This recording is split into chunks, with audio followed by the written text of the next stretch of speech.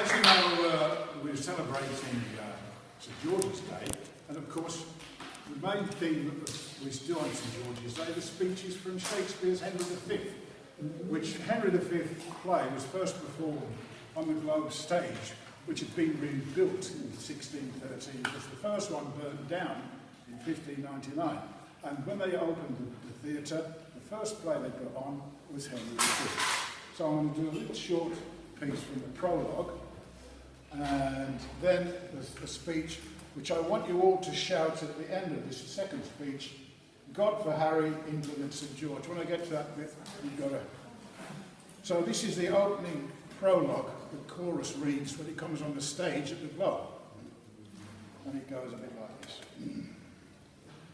Oh, for a muse of fire that would ascend the brightest heaven of invention.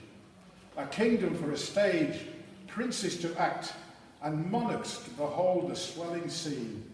Then should the warlike Harry, like himself, assume the port of Mars, and at his heels, leashed in like hounds, should famine, sword, and fire crouch for employment.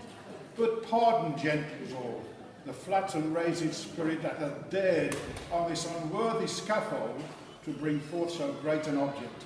Can this cockpit hold the vasty fields of France, or may we crown within this wood knowe the very cast that did affright the air at Agincourt?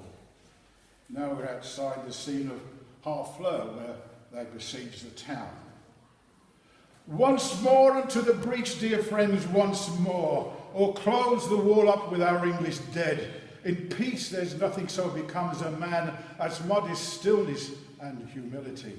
But when the blast of war blows in our ears, then imitate the action of the tiger, stiffen the sinews, summon up the blood, disguise fair nature with hard-favoured rage, lend the eye a terrible aspect.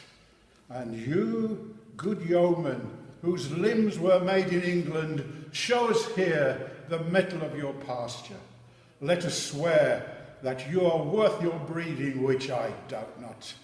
For there is none of you so mean and base that has not noble lustre in your eyes.